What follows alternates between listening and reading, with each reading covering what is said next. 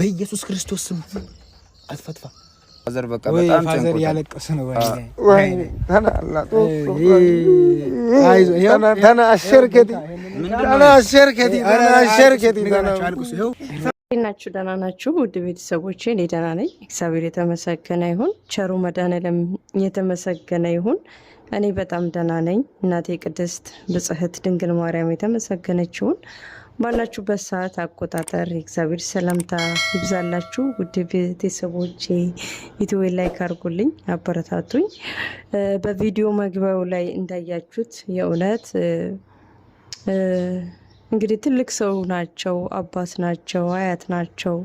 ለሁላችንም ትልቅ ሰው ስናይና ትልቅ እናት ስናይ የምንስለው ቦታ አለን። ልክ እንደ እናታችን ልክ እንደ አባቶቻችን ነው የምንስለውና ህመማቸውን ጉዳታቸውን ማንም ማየት አይፈልግምና እኔ አንዳንድ ሰው በአእምሮ ሳይሆን በቃ በእግሩ ነው የሚያስበው ያስብላል። የእውነት ለመናገር በተለይ በአሁኑ ጊዜ ሰው ልጅ የእውነት ድሃ ሆኖ በንጹህ አእምሮ እንደሚኖር ደስታ የሚሰጥ ነገር የለም። ማለት ድሃ ሆናችሁ ደህነት ተሰርቶ ለፍታችሁ በላባችሁ የምትለወጡት ነው፣ ገንዘብ የምታገኙ ነው።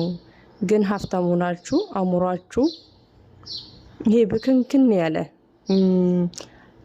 በለፍታችሁ ጥራችሁ በጥሩ መንገድ እኮ ሀብታም መሆን ይቻላል። በዛ መንገድ የመጣውን አይደለም እኔ የምለው ይሄ በሰይጣናዊ አሰራር የሚመጣ ገንዘቦች፣ በመተት በድግምት ሰውን በማደንዘዝ በማፈዘዝ የሚመጣው ሀብትነት የእውነት ምን ያህል ጣፍጣችሁ ነው የምትበሉት? የእውነት ልጅ የላችሁም ወይ? ቤተሰብ የላችሁም ወይ? የእውነት የምትሳሱበት በቃ አለ አይደለ? ለመኖር አንዳንድ ሰው አለው የሚኖርበት የራሱ ምንም ያህል እዚህ ምድር ላይ ቢበሳጭ ቢናደድ ይሄ ተስፋ ቢቆርጥ የሆነ ተስፋ የሚያደርገው አለ አይደለ? እኔ እኮ ለአከሌ መኖር እፈልጋለሁ ይባላል። መቼም ልጅ ይኖራችኋል። ባይኖራችሁም ወደፊት ልጆቻችሁ እንዲህ ወይ ደግሞ ቤተሰቦቻችሁ ላይ የሆነ ነገር እንዲመጣ አትፈልጉም አይደለም? ሁላችንም ደካማ ጎን አለን። ጠንካራ ጎን እንዳለን ሁሉ ደካማ ጎን አለን። ይሄ አባት እንግዲህ እንደዚህ የሚያለቅሰው እንደዚህ ስሜቱ በጣም የተደበላለቀ ነው። ደስተኛም ነው፣ በአዘንተኛም ነው። ምክንያቱም ብዙ መከራዎች ሲወርዱበት የመጣ ነው። አንድ ባለ ሀብታም ነበር። መሬቱን ተከራየ። ያለው መሬት ብቻ ነው ያለችውም ውስን መሬት ነበረ። የምታዩት ሰውዬ መሬቱን አከራየ። ያው የምታከራዩት በ3 አመት ሊሆን ይችላል፣ ለ2 አመት ሊሆን ይችላል። ያው እንደናንተና እንደ ተከራዩ ስምምነት ይወስናል። ግን ሰውየው የተማሪ አይደለም። አንድ ልጅ አለው። አንድ ልጁ ትምህርት ነው የሚማረው። ስለዚህ ባለሀብቱ ይሄን ሽማግሌ ምን ያደርገዋል? ያው እንዳልተማረ ማንበብ እንደማይችል ስራ አረጋገጠ። ይሄ የገጠር ሰው ደግሞ ከከተማ የመጣ ሰው ሀብታም ስለሆናችሁ አይደለም፣ ገንዘብ ስላላችሁ አይደለም። የገጠር ሰው ማንም ይምጣ ማንም ዝቅ ብሎ በአክብሮት ነው የሚቀበለው። ይኑረውም ባይኑረውም ባለችው እንግዳ ማስተናገድ ይወዳል። ፈገግታቸው ራሱ ከምግብ ይበልጣልና ልክ እንደዛ ነው የተቀበለው። ግን ባለሀብቱ ገንዘብ ቢኖረውም እንኳን እሱ የሚመጣበት ገንዘቡ በመተት በቃ በሰይጣናዊ ነውና አንድ ቀን ያው ለሻይም ተብሎ ለምናምንም ተብሎ የተወሰነ ይሰጥል የተወሰነ ይሰጣል። ትንሽ ብር ይሰጠዋል።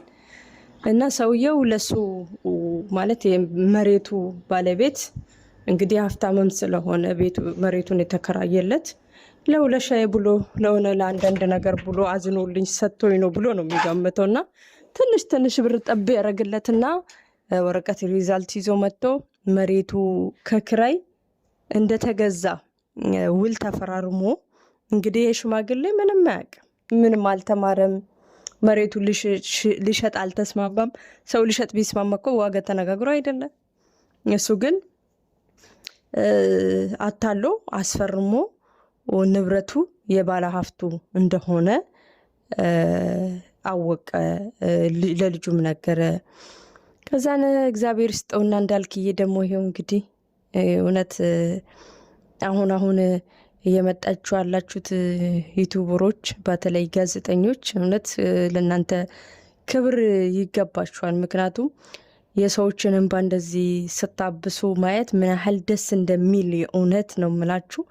ይሄ ሰውዬ በደስታም ያለቅሳል፣ ብዙ መከራም ስቃይም አልፎበታል። ያለችው አንድ መሬት የተወሰነች መሬት ነች። በሱ ነው ልጆቹ ቤተሰቦቹን የሚያስተዳድረውና እንዳልክዬ እግዚአብሔር ያክብር። እውነት ኑርልን። የእምር እንደዚህ በሐቅ የምትሰሩ ልጆች እኔ እንጃ ቃል የለኝም ለእናንተ፣ የምር ቃል የለኝም። ሰውየውን ስታዩት ያለፈበትን እኔ ብሆን ብላችሁ ብታስቡት ምን ያህል ህመሙን ትረዱታላችሁ። እንደዚሁ ራሱ አይታችሁና ሰውየው ባለሀብት የተባለው ሌሊት ያው በመተት ነው በጥንቁልና ነው እሱ ሀብቱን የሚሰበስቡ ይሰልባል። ስለዚህ ሌሊት ያው ቪዲዮ ላይ ተቀርጾ ነበር። ሌሊት መቃብር ላይ ይንከባለላል እና ይሄን የሆነ ጊዜ ነበር የስሞት ገና ከዛሬ 10 ዓመት እና 9 ዓመት ባይዘው የአረብ ሀገር ከመጣው 12 ዓመት ይሆነኛል። ግን አላምንም ነበር ማለት እንደዚህ ሌሊት ሰው ራቁቱን እኮ አየነው አከሌ ሲባል በቃ የዛ ሰው ጥላቻ ስላላቸው ነው እንደዚህ አንዳንድ ሰው አንድ ሰው ከጠላ ጥሩ ስም ለሰው አይሰጥምና በዛ መንገር ነበር የማየውና ግን የቅርብ ሰው ምለው የዛሬ 12 ዓመት እንግዲህ ረጅም ዓመት ነው። 7000 ብዙ ነገር ይሰራል እና ነጋዴ ነበረና ከሰረ እና 7000 ተበደረ። ከቅርብ ሰው 7000 ተበደረ። በደንብ እናውቀዋለንና 7000 ተበድሮ ስራ ነበር የሚሰራው እና የሆነ ጊዜ ከአረብ ሀገር ተመልሼ ስመጣ የእውነቴን ነው ምለው አውቀዋለሁ ምንም የለውም። ኢቭን ከኔ ስላችሁ በቃ ከኔ በታች ነው ማለት ይቻላል። እንግዲህ እኔ አረብ ሀገር 2 ዓመት ከምናምን ሰርቼ ነው ምናምን ወደ 2 ዓመት ከ8 ወር ምናምን ሰርቼ ነው። አስቡት እንግዲህ ቢያንስ ያኔ 3000 ምናምን ነው ደሞዛችን አረብ ሀገር ከዛሬ 10 ምናምን ዓመት። ኢትዮጵያ እንግዲህ 3000 ራሱ የሚበላ ምን ያህል ትምህርት እንደተማረ ታውቃላችሁ። በንግድ 3000 አይመጣምና የሚገርም ለውጥ እመቤቴን እንምላችሁ። በቃ እናንተ መኖራችሁን ትጠላላችሁ። ልፋታችሁን ወደ ኋላ ስታዩት እኔ እንዴት ነው ይሄን ዓመት ሁሉ ለፍቼ ምንም ገንዘብ ያሌለኝ እንዴት ሰው ልጅ ለዛኛውም ኢትዮጵያ ውስጥ ነው ለዛኛውም ትንሽ ከተማ ላይ ሆኖ እንደዚህ አይነት ሀብታም ከሆነ እንዴት ነው ማለት በቃ ሌላ ሰው ጀጅ ማድረግ ጀመርኩ። ሌላ ሰው ላይ በቃ የሆነ ነገር እያደረብኝ መጣ ማለት እንዴት ነው አከሌ ሰርቶ ይሄን ያህል ከተለወጠ ጓደኛ ነበረኝና አንተ እንዴት ሰርታ አትለወጥም ማለት ክርክር ራሱ መጥቻለሁ። እኔ ሰው ቤት ያየሁትን ነገር እንኳን እኔ ቤት ይኑር ፈልጓለሁ ምል ሰው አይደለሁም። ያን ሰው በቃ ለስራ ያለው ተነሳሽነት ምን ያህል ጎበዝ ቢሆን ነው እንደዚህ ሰርቶ በ2 ዓመት ከምናምን ቤት ኖራችሁ መኪና ኖራችሁ ምን የመሰለ ከ1 2 3 ሱቅ ኖራችሁ የሚገርም ለውጥ የምሬ ነው የሚገርም ለውጥ እንዴ። እኛ በአንድ ሱቅ ለመክፈት የምንጥረው የምንጋጋጠው አዳቤ 1 ነጥብ ምናምን መኪና ታሽከረክራለች። አዲስ አበባ ውስጥ ምን የመሰለ ቤት አለው ሲባል በቃ እኔ ዋት አልኩኝ የሚባለው እውነት ነው ምናምንና የሆነ ጊዜ ግን አንድ ሰው የእሱ ጓደኛ ነው አሁን እንደዚህ የምላችሁ ጓደኛ ሌሊት ሮንድ የሚባል ታውቃላችሁ፣ ሰፈር የሚጠብቅ ወይንም ፖሊሶች እንደማለት ነው። በቃ ሮንዶቹ ከሰፈር የሚወጣ ነው። ማንኛውም ሲቪል ሰው እናንተም ትሆናላችሁ እኔም እሆናለሁ። ከቤት አንዳንድ ሰው የሆነ ጊዜ ተመርጦ ሰፈር ይጠብቃሉ ምናምን ነገር አደጋ ሲመጣ ያው ፖሊሶቹን ያሳውቃሉ ምናምን። ሌባ ቢኖር ሰክሮ ሰው ከተጣላ ምናምን ታውቃላችሁ ሮንድ መቼስ ኢትዮጵያ ከሆናችሁና ሌሊት ወንዝ የምሬ ነው የምላችሁ ወንዝ ሰው ይንከባለላል። ሌሊት ራቁቱን ማሰብ አትችሉም። ሌሊት ራቁቱን ልክ እንደዚህ ባለሀብት እሱ መቃብር ላይ ሲንከባለላል ራቁቱን ይንከባለላል ወንዝ ላይ እና የሆነ ጊዜ አይተ ነው እና ይሆናል ትፈራላችሁ። ሌሊት ላይ አጉል ሰዓት ሴጣን ነው ምናምን ብላችሁ ታልፉታላችሁ። በሁለተኛ ቀን የሰው ሆቴል ነው ትልቅ የታወቀ ሆቴል በር ላይ ይንከባለላል እና በቃ ይገርማል አሉ። በቃ ይንከባለላል እና አወቅ ነው አሉ። ለምን ተደጋጋሚ ስለሆነ አወቅ ነው። ከዛን ሮጠን ያዝ ነው ያው ጥይት እንተኩስብሃለን ምናምን ስኑ ስላስፈራሩት ቆመ። ሰው ቀጥታ ወደ ፖሊስ ጣቢያ እንወስድሃለን እንደዚሁ ራቁትህን ሆነ ምናምን አሉት። በጣም ነው የሚገርመው የእውነት በቃ ታዋርዱኝ ነው በቃ።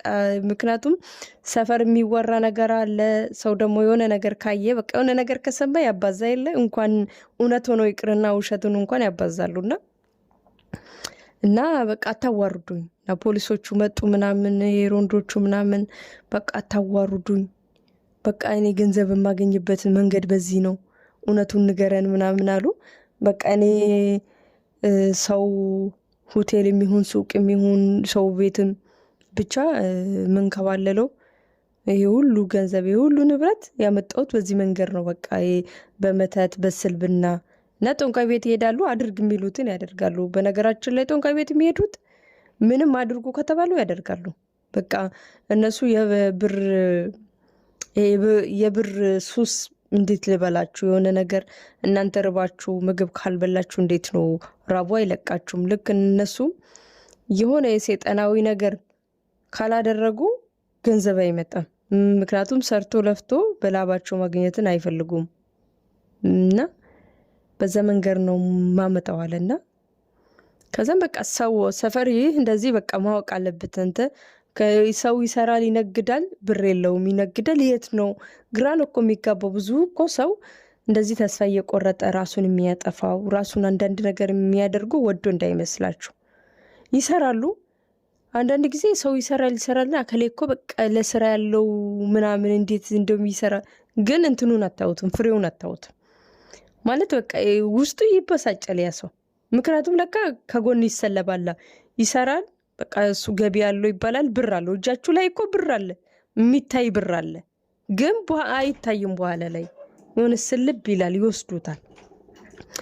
እና ያው ታውቃላችሁ ሮንዶቹ ተስማሙ፣ አታዋሩዱኝ ምናምን። ያው ሰው ልጅ ብር ካገኘ ታውቃላችሁ ብር ሀሳቡ ያስቀይራል። እነሱም እኔ እንደሰማሁት ነው 350 ሺህ ብር እሰጣችኋለሁ፣ በቃ ለሰው አትንገሩብኝ፣ አታዋርዱኝ፣ ባለቤቴ ልብስ ታንጣልኝ ምናምን ብሎ ምስቱ ብር እንድታመጣ 350 ሺህ ብር እኔ ከፍላችኋለሁ እና ልብስ ለብሶ ከዛ ወጣ አሉ። አልታሰረም። በጉቦ በለት 350 ሺህ ብር እንግዲህ 350 ሺህ ብር ማለት እንግዲህ በጣም ብዙ ብር ነው። እንግዲህ አንድ ተራ ሰው ሊከፍለው የሚችል አይደለም። እንግዲህ እሱ ከማንም እና ኤግዛምፕል ምንድን ነው የሚያደርገው? ሱቅ ይከፍታል፣ ምስቱንም ሱቅ ያሰራል። ግን አንዳንድ ጊዜ እግዚአብሔርን ውሸት ስታወሩ አንድ ቀን እውነት እያወራችሁ መሀል ላይ አንድ ቀን እውነተኛ ማንነታችሁ ይወጣል። ማስመሰል በተለይ ማስመሰል እንትን የሚሉት የሚሞክሩት ሰው ታውቃላችሁ አይደለ?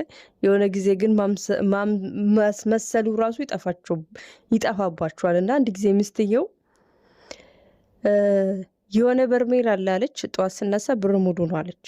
በርሜል አለ፣ በርሜሉ ምንድን ነው ማስነካው አለች አሉ። እና አምልጧት ነው እና ብር እንደዚህ ነው የምታገኙት ምናምን። አዎ አንቺም እኮ እንደኛ እኮ ብታረጊ ብር ታገኛለች ብላ ለጓደኛዋ ትነግራታለች። እና ይሄ ለማንም የሚነገር አልነበረም፣ ይደብቁ ነበረ።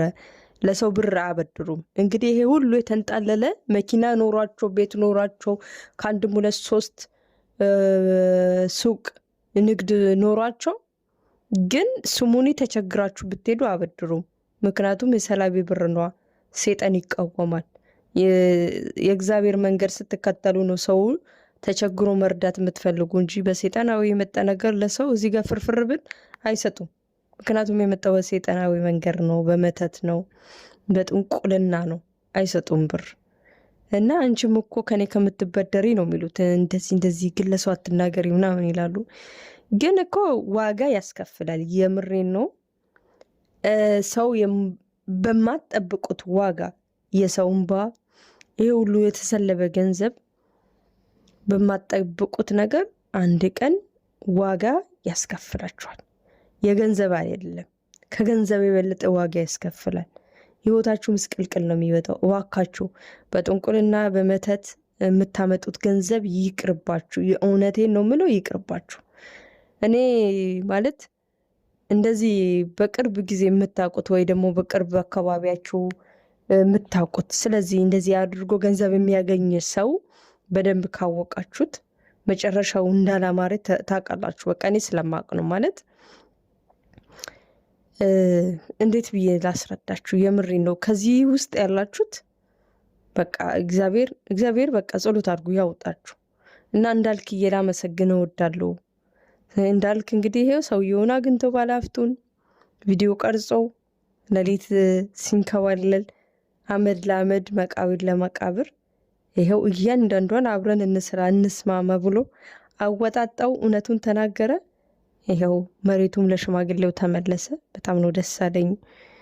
የእውነት ሰው ልጅ ይሄን ያህል እንደዚህ እኔ እኮ ገንዘቡ መቶ ቢጠራቀም ምንድን ነው ማለት ሰውን እያስለቀሱ እኔ እኮ አንዳንድ ጊዜ እኮ ሲሞቱም ይዞ የሚሄዱ እኮ እየመሰለኝ ነው።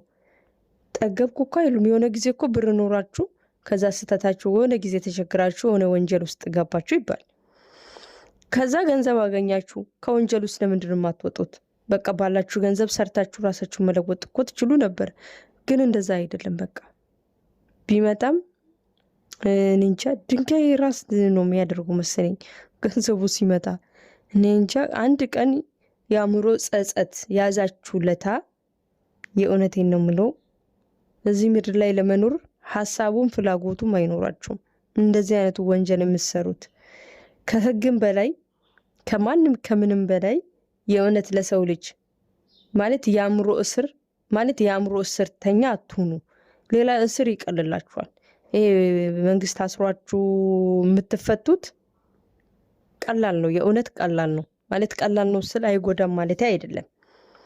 ብዙ ነገር ይጎዳል። ግን ከአእምሮ መታሰር ከአእምሮ ጸጸት ሰው ሲቀጣችሁ ጥሩ ነው። ሰው በዱላ ሲመታችሁ ጥሩ ነው። የአእምሮ ጸጸት የአእምሮ ዱላ ግን የእውነቴን ነው የምላችሁ እንድትኖሩ አይፈቅድላችሁ። እና ሰው ልጅ የእውነት የአእምሮ ሰላም የአእምሮ መረጋጋት ይስጥ። እውነት እንደዚህ አይነቱን ነገር አትስሩ፣ ባካችሁ አትስሩ።